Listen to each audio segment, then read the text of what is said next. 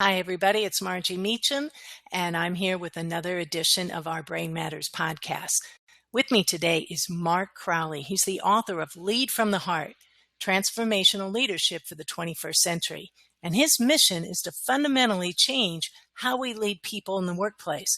Now, the reason I asked Mark to come here today is because I felt this idea was so powerful. Everything we're learning about neuroscience and why people choose to lead one person versus another tells us that it has to do with people being authentic and genuine. Your brain can tell the difference between a fake smile, a fake expression of empathy or interest, and the truth. And that gut feeling is how we determine whether or not we trust somebody. We make that decision in the first few seconds of meeting them, and it's very hard to change that opinion if we get the sense that they aren't genuine. And so Mark is going to tell us today from his perspective what he's learned about that process and his recommendations for a new kind of leadership. I think it's also very brave of him to talk about emotion in business, because even though in neuroscience we all know that every decision has an emotional component, it's not generally recognized in business. So we're going to talk about that. Let me tell you a little more about Mark. He is a workplace thought leader. He's a regular columnist for Fast Company magazine, and he's had his work published in the Seattle Times, the Huffington Post, Reuters, CEO Magazine, USA Today, and the Great Place to Work Institute. You'll also find many of his posts on LinkedIn. He's interviewed CEOs and senior executives at high-performing companies who've already adopted the enlightened leadership practice that he'll be sharing with us today. His book is being taught at Northern Arizona, Embry-Riddle, and San Diego State Universities when we're recording this, and could very well be additional places by the time this comes out. Mark's a graduate of the University of California, San Diego, and the Pacific Coast Banking School at the University of Washington. He's a former national sales manager at one of the nation's largest financial services companies, where he was named Leader of the Year. Mark lives in California, and he joins me today through the wonderful technology of the internet. So welcome, Mark. I'm so glad you're here. Thank you, Margie. I'm delighted to be here. Well, let me get right into a couple of questions. And the first one I really want to ask you is, I know you've written about the nature of work changing.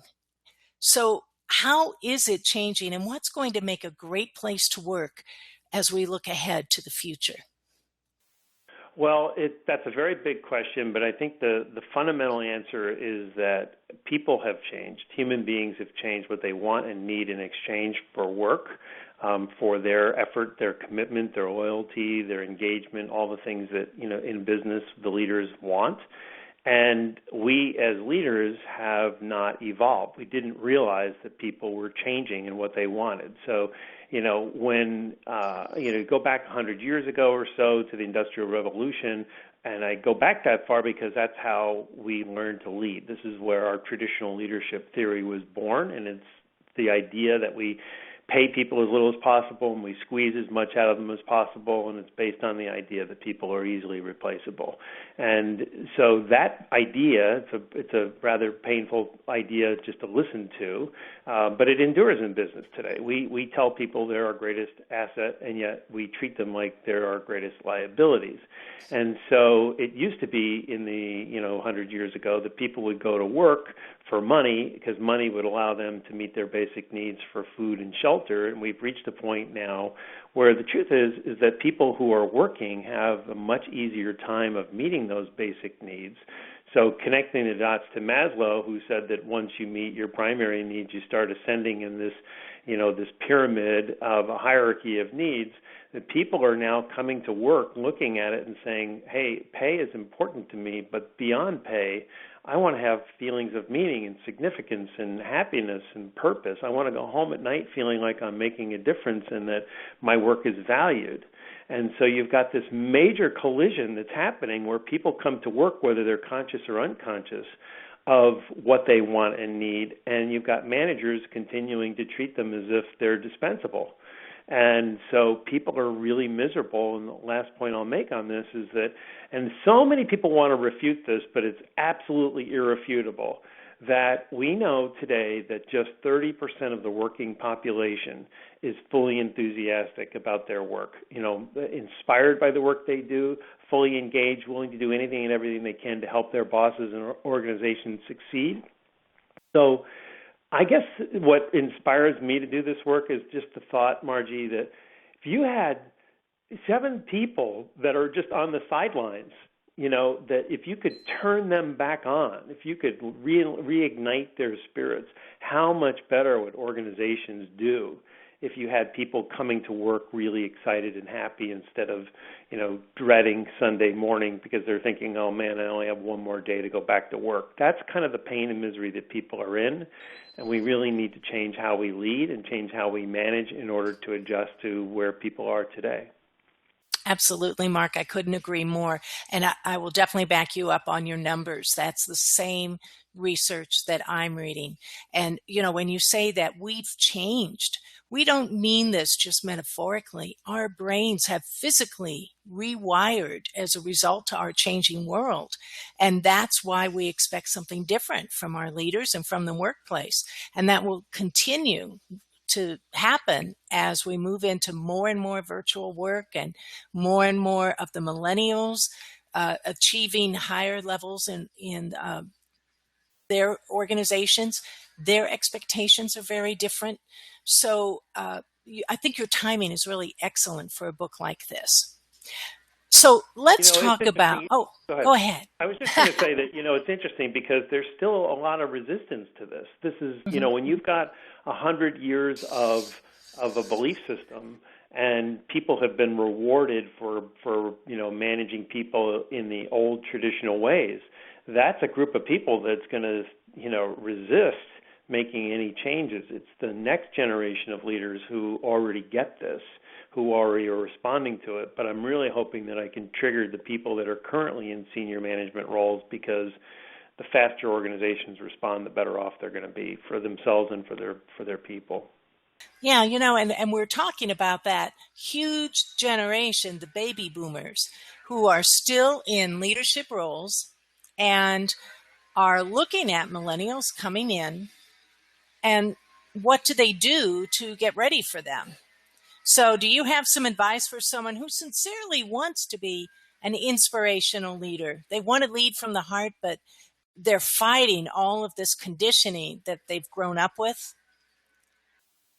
Well, I guess the first piece of advice I would give is to remind you that you have a choice in terms of how you manage people. That you don't have to necessarily pass on how you're being managed to the people that you're managing. You can do what you think is better, more supportive, more caring leadership if you choose to. And I think that this is, the baby boomer generation it's been passed on from generation to generation.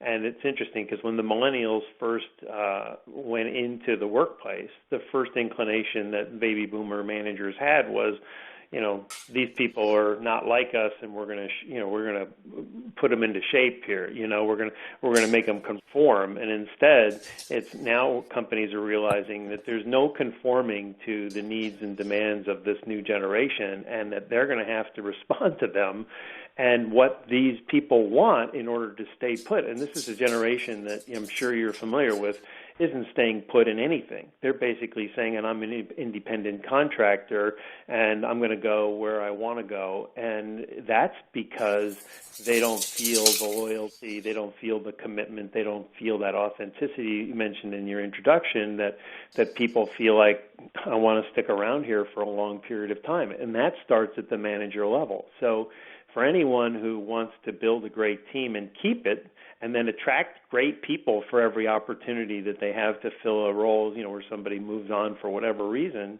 it has to start with an intention to care deeply about your people. And I didn't have the courage. I put the word heart in my book, and that has been a very painful thing for me because people think I'm a spiritualist or had a religious transformation or something. And really what I'm talking about is what you also referenced, is this idea that feelings and emotions drive our performance. Feelings and emotions drive everything we care about, commit ourselves to in our lives. And we need to start managing the emotional side of business. We need to start managing intentionally, creating the circumstances where people feel supported, valued, cared for, that their work matters, that they're growing, and ultimately appreciated, deeply appreciated for what they do. You give that to people, and as the head of research at the conference board said to me recently for an article I wrote in Fast Company, that is one powerful cocktail. That's what I've learned as well. Absolutely. And, I've noticed that business in general is really kind of afraid of emotions. And so I was wondering when I saw this title if you had gotten some pushback, and it sounds like you have. So what do you tell somebody when they say they don't really believe that emotion has a place in the workplace? Well, we've always had this keep your troubles at the door, kind of leave your troubles at the door, and, work is work, and keep your personal life separate. And, sort of explain to them, just think about this on your own basis. If you've got an elderly parent or you've got a kid who's homesick and you needed to get into work, are you going to not think about that person for the next 10 hours of your day? I mean, it's absolutely impossible. So it's really about, underscore human here is how do you respond to people as human beings and think first and foremost about what humans need in order to thrive. And the other thing that I think you'll find really cool is that, and I came across this sort of accidentally, that as I was been deeply investing in understanding positive psychology, because it has this notion of happiness seems to be pervasive, and I struggle with it because I don't think it's happiness with balloons and streamers. It's happiness deep down inside. And as I was looking at positive psychology work, I came across a woman named Barbara Fredrickson, you may be familiar with her. She's a professor at the University of North Carolina, Chapel Hill, and she's been studying emotions.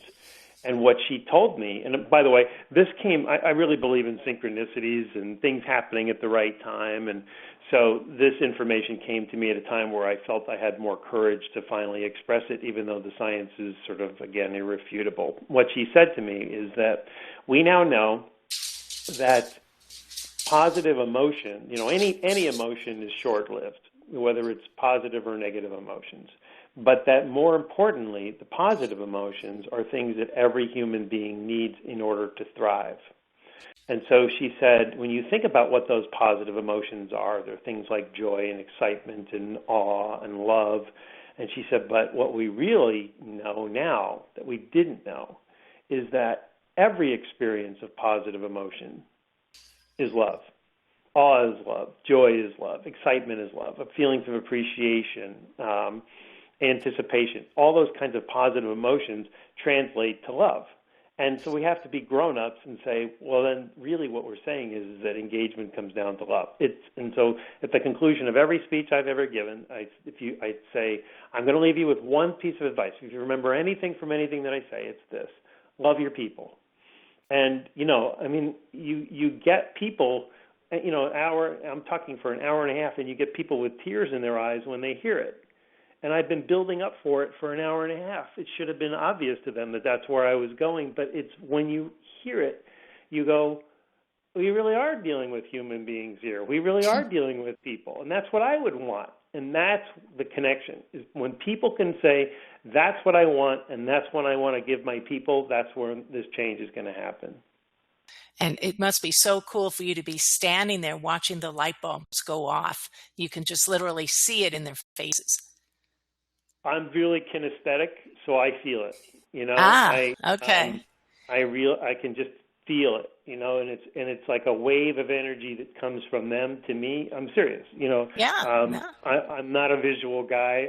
I get lost coming home to a place I've lived for 20 years, and so I know that's not my strength, but I really can feel, and you can just sense that that people are like making this visceral connection to how far have we fallen away from where we need to be. That's kind of the inclination. But, Yeah. I've got to get in front of those people in order to make that presentation, because a lot of people, when they see the title Lead from the Heart, they just think, oh, man, this is somebody who doesn't get business, and it's just not the case. Yeah, no, absolutely. And I'm so glad that in our little way, this podcast is going to help you make that statement and spread the word. So, I'm incredibly grateful, because this is one of those messages that you need to hear more than once, because you're really, you're up against a lot of inertia. There's a lot of built-in beliefs about what makes somebody successful. Here's one of the distressing facts. If you start off with the premise that leadership in the 21st century needs to be authentically caring about people, about their well-being, according to Gallup research, no more than 1/3 of the people in management roles today have any inclination to do that. It's just not who they are. wow. And so that means that we not only need a new model of who we put in, but the disciplines of putting different people into management roles when they become available. Right. And that's sort of an uphill challenge for a lot of people as well. But by the way, there are companies that are already so far into this, and they're devastating their competition. And so I look at that and I think, okay, well, that's where the social forces are going to come, because really, at the end of the day, business people want to make a profit. And if they can see that by being more generous with their people, that they're getting a better return for themselves and for their investors, and they're keeping people longer, and they're loyal, and you build up a history of working with the same people instead of seeing people turn over, all of a sudden the light bulb goes off, as you were saying, and they go, man, we got to do this, But it's going to be forced upon them in many respects, because the people there, I'll give, one perfect example of this is Google. The genius that went behind creating self-driving cars is no less compelling at the HR level. And the people that are running that organization, and I've been there and I've spent time with them and I've written 3 articles about them, and I know what they do and I know how they think, and their whole inclination is to do exactly what we're talking about here. They're leveraging science to manage their people. And they're giving people voice, which is an unbelievably unusual thing in business, where they're allowing people to participate, not to create a democratic management, but to say, your opinion weighs a lot in our minds here, so help us make some important decisions. And they have weekly meetings with the CEO of the company, weekly meetings, and they get to prioritize the questions that get asked. So there's no dodging the tough questions. People vote all week long on what questions get asked, so people put them in, and then everybody gets to rank them, and then they sit in front of the CEO and say, okay, tell us about this. So they're getting the hottest issue, and so everyone is formed. And one of the most amazing parts of this is that they trust their employees. They very rarely have a break of trust where they say, hey, we're going to share information with you. We're going to share information that we just gave our board of directors, which in 99% of companies is hush-hush and kept private and never shared with employees. And Google is saying, no, we're going to share it with you. We just need to trust that you're not going to share it with competitors. You're not going to share it with anybody else. And they don't, because they feel so deeply honored that they would be given that information that they treated as sacrosanct. And this is really admirable thinking, This is state of the art. It just totally excites me. Yeah, and what you were just talking about the way Google trusts their employees. I've just finished writing an article, and here's an example of synchronicity that you and I are here talking today. I just wrote an article on the nature of trustworthiness, and that the best way to appear trusting yourself is to trust someone else. And what happens is that when you exhibit that trust, the brain reacts in a certain way. There are different kinds of brain waves for different feelings that we have, and they influence your brain to start moving in the same way. Your brain waves actually get in sync, which is probably part of that feeling that you have when you're in front of an audience that gets it. And you're just feeling all those brains hooking up with yours. We can actually feel that. It's an energy that passes between two people. So developing trust, if you want your people to trust you, you have to first demonstrate that you trust them. And that's the only thing we have found that really works. Well, this is one of my foundational beliefs as well, is that in order to get people to trust you, you've got to trust them. And so, when I was managing people, which I did for, a good 20 plus years, I would tell them directly, I trust you. I'm trusting you. I'm trusting you with this information. And it's the same kind of, wow, he's just giving us that trust. You don't have to earn it. Just if you don't want to lose it either, because, if you choose to compromise the trust that I gave you, well, shame on you. But I can't tell you the number of times is on one hand that I was betrayed by somebody and it was always about them. It wasn't about me. And they ended up undoing a really great thing by breaking that trust. But most people thrived in that environment. And by the way, it's interesting that you say that there's this connection at the brain level, because I've worked with the Institute of Heart Math, which is studying the intelligence of the heart, and then you've got Antonio Damasio, who's not that far down the road from me at the Salk Institute, who sort of says that intelligence is, disseminated throughout your entire body, yes, including in the heart. That the Heart Math people believe that there's an energetic connection too at the heart level. So when you're feeling trust, you're feeling like, hey, this person trusts me, you're making a connection at a heart level, which to me is a really powerful thing as well. Yeah, and I can certainly believe that, because I also, not just, we say the word believe, but my belief is founded on science, that the brain is distributed throughout the body. And more research shows that the neurons in our body, are just part of the brain, and that makes perfect sense. It's all connected. And so anything that happens to the body is also happening inside the brain. And we have to start thinking about that brain differently. So, you and I, it sounds like, could keep talking about this forever. I know. Uh, I know. and it's been great, but I have just one more question, and then I think we should wrap it up, just in interest of your time and our listeners. And it's switching gears just a little bit, because I'm really interested now in what are you working on now? What's the next thing for you? It's a very good question, because people are asking, are you going to write another book, or have you built out like training materials, or they're looking at it from a very practical standpoint. I'm looking at it from, I'm on a mission here. I truly want to create a movement where, I wrote this book called Lead from the Heart, and knew going in. I had people that I paid a lot of money to give me advice to tell me, if you go out with a book with that title, you will fail. You will fail miserably, and with no ambiguity, and just don't do it. And I can't tell you how many people told me that. My speaking agent, who's one of the tops in the country, told me, look, people look at you and then they see the title of your book and they go, nope, we're not doing it. And so I put myself in harm's way by doing this, but I know that I'm right. I know this is the future. And so my whole ambition is to just be able to do work that can help reinforce what I've already done, which is why I'm doing all these articles for Fast Company, because they have an enlightened audience. They have people who are looking for this information. I can't tell you the number of times the articles that I've written have been the most read on their site worldwide.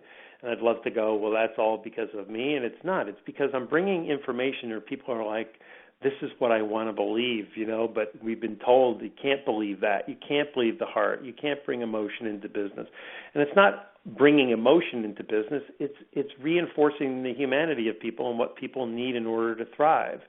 So I still have a lot of work ahead of me, and probably, at some point we'll be doing more to help organizations, do the nitty-gritty and teach people how to do this. But right now I'm still trying to convince people that this is worth trying, that this is absolutely going to transform your organization. One last thing I'll tell you that just happened yesterday that my head is spinning from. A woman that I met on Twitter, have never met her in person, but asked me for some help, and I gave it to her. And so she said, well, I'm going to go to China for a month to be with my son, and when I come back, I'd really like to spend some time with you. So fine. So she just got back from China yesterday. She said, I couldn't wait to tell you this piece of information. She said, it used to be in China that the employees of hotels would all speak English, and we couldn't find anywhere we went where people could speak English.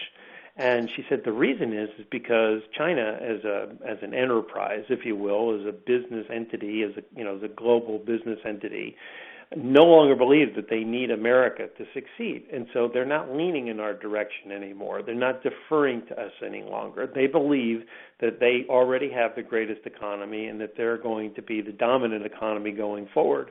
And she said, all I could think about when I realized this, because I was thinking about your work the whole time I was in China, and I was thinking, if we could transform companies all over America to lead this way, you could resurrect the competitiveness, the success of the American economy just by doing this. And I was like, this is totally inspiring me because I know she's right. I mean, if you only have 30% of the people who are putting their heart into their work, and that's not my language, think of what the upside is if you can transform it. And so to answer your question directly, I'm still trying to get that message out there. Okay. And it sounds like that could occupy you for quite a long time. So I wish you luck in that. And maybe you'll come back, come back and tell us how it's going. So that would be great. Excellent. Well, everybody, we've been talking with Mark Crowley, the author of Lead from the Heart. And on our website, you'll have a link to his site and to where you can buy the book. Oh, I strongly recommend it. And I hope everyone who is a leader or plans to be a leader puts it on their reading list. So, Mark, thanks very much. We are out of here for today, but we'll definitely follow up and stay in touch. Have a great one. Thank you.